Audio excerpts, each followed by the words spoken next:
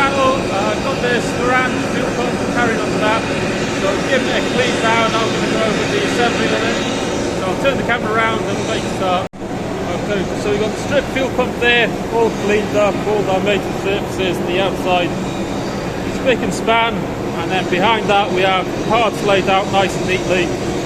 What I've done already is taken the air gun here and I've blown into it. Make sure there's no diesel residue left in there. I've explained it before, but if you have diesel, oil, anything at the bottom of these bores, and you try to screw down to the torque, and that oil's got nowhere to go, it can crack the whole housing. So nice clean through. From underneath as well, the bolt holes. Over here, got the gasket set, diagram there. I've done enough time so I know where everything's going to go. So without further ado, we'll make the start. So first thing I like to do with these is take this piece here, and that there locks the index arm in. And what I'm going to do is get the O-ring on this, and then I can get my gloves on, get everything oiled up, and then start with assembly.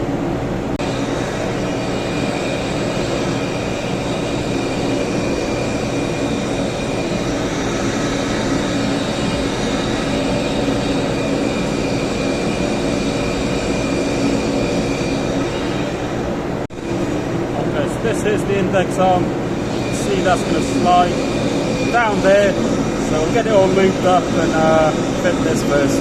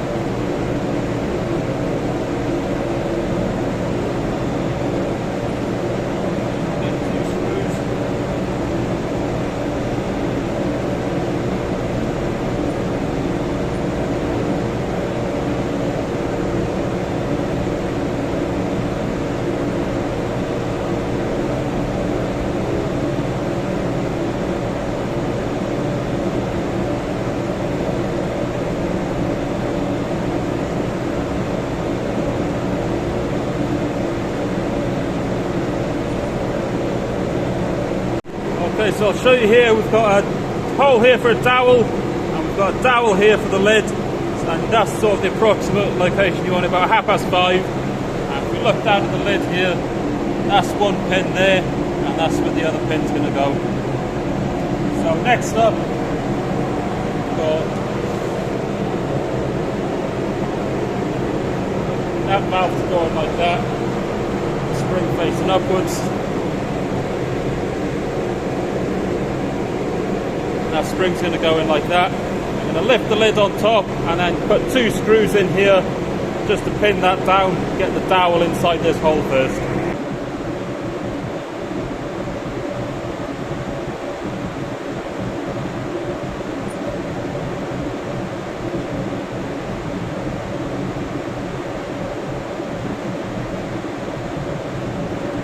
Okay, so now you can see under there, that's all lined up, the valves and the dowel. And then this one on the front here, like I said before, it was just an approximation.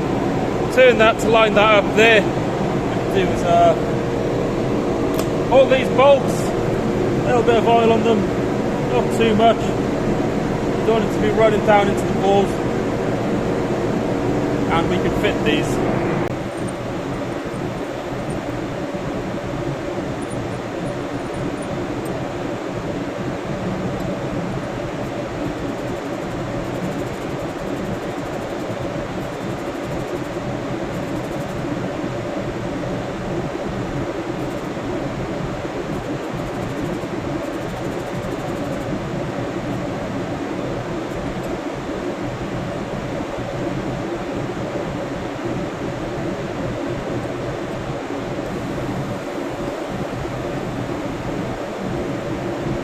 Okay, so next we need to torque up 70 Newton meters for the outer ones, 140 for the inner ones.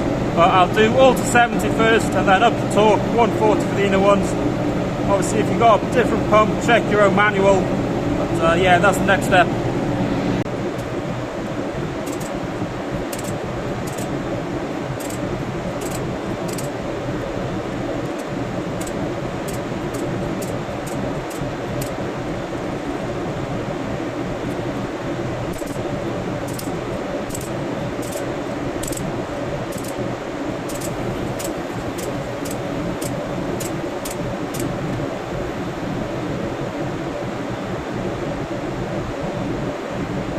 Okay, next up, going to fit these baffle screws then. So put a bit of Loctite on the thread there. Make sure you put this washer on both sides, and then we'll get these fitted.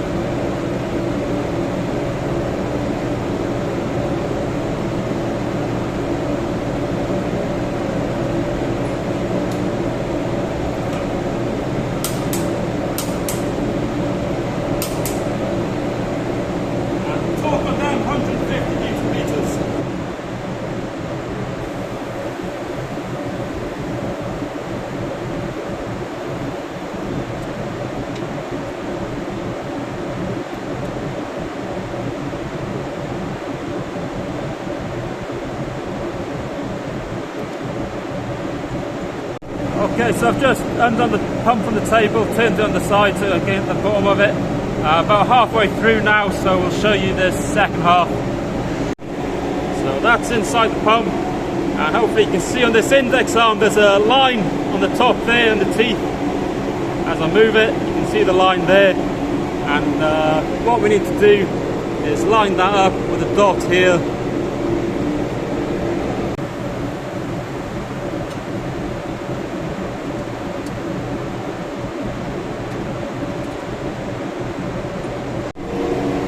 Hopefully there you can see that dot is lined up with that line there. That's correct. And then next thing, the spring retainer plate. Take this one here, this way round. That's just going to push in over the top of the other plate. And then next up, ready for the plunger. Like I said before, the plunger's a match pair with the barrel. I'll put that weight to one side. Yeah, you don't want to be mixing them up.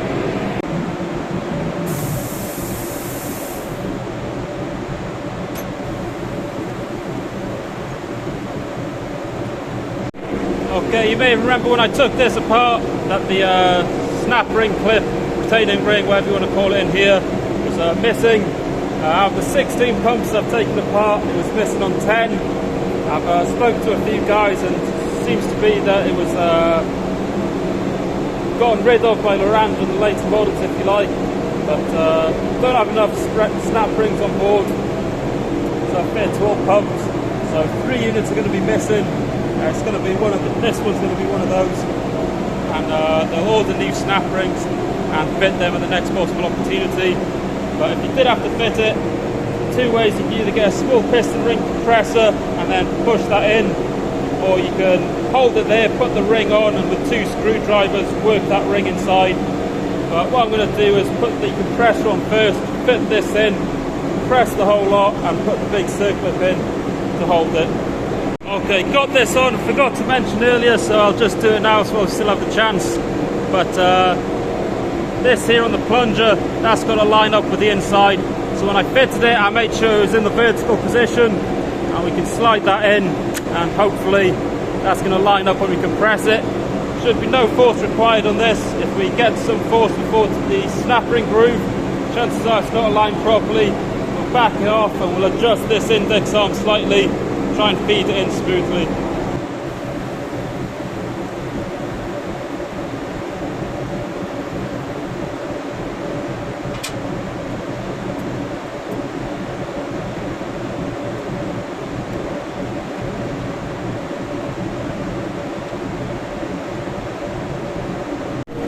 Okay, so not much to go left, just the seals on this. There's 3 in total, 1 here, and you've got 1 inside, which comprises of 2 seals basically. But this one I'll leave off until it's fitted. We'll fit this one now, get the internal one done. They're the hardest too, but hopefully you'll pick up some tips.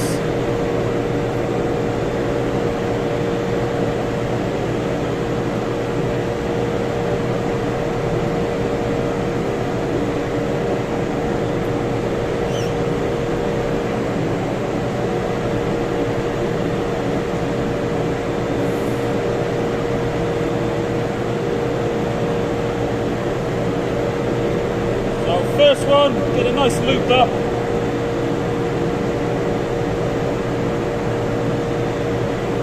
That's going to go inside, and then you'll notice with this, in the camera, there's a lip side and a flat side, and you're on the lip side facing upwards. Again, plenty of lube on this, never put too much. What I do is I bend into an E like that.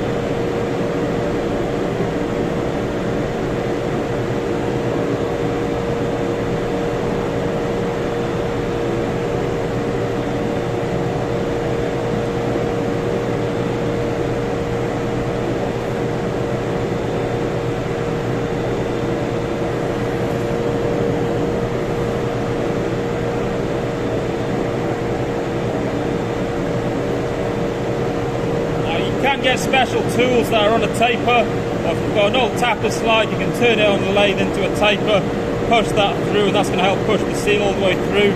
If not, little wood plastic mallet like this, just work the seal around.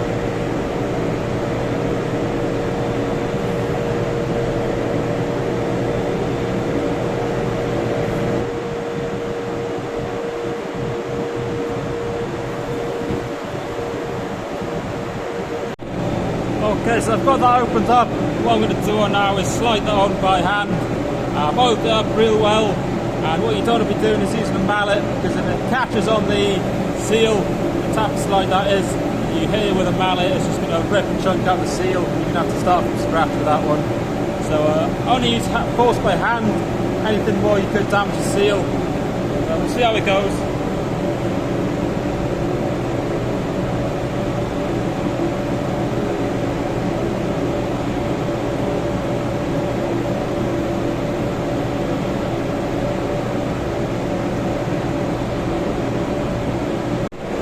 There we are, that's pretty effortless. No seal material being pushed out the end here, which is good. So my top tip for you now is get 2 screws into here, and before you drive it home, you want to rotate this, get the screws lined up, and then you can use the mallet, drive that home. If you drive home first, then you've got to try and turn it, put the screws in. It's going to take up a lot of time, and yeah, this is the best way to do it. 2 screws, there's a guide.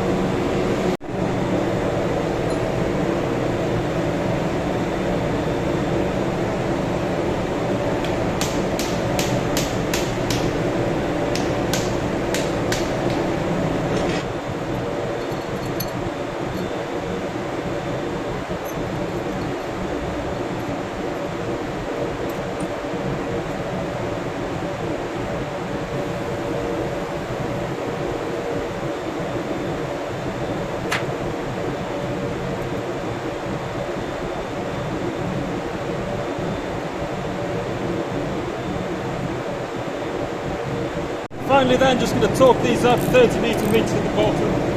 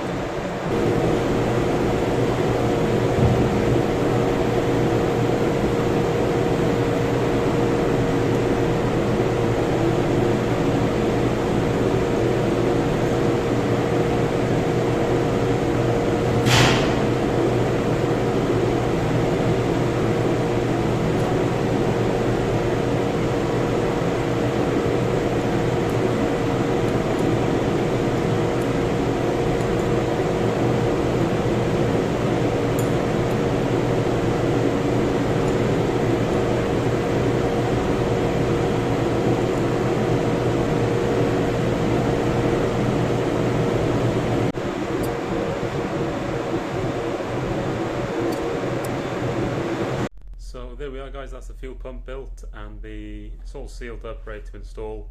It's about 45 degrees down in the workshop. As you can see, I was sweating quite a lot at the end, but since filming that, we fitted all of them. All 16 have been good. So yeah, most important thing is cleanliness. Take your time going through it, and they're all pretty basic.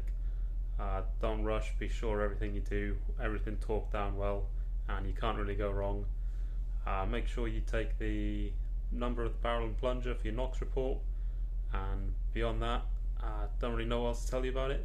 If you found it informative, helped you out, please give me a like and subscribe. Thank you very much.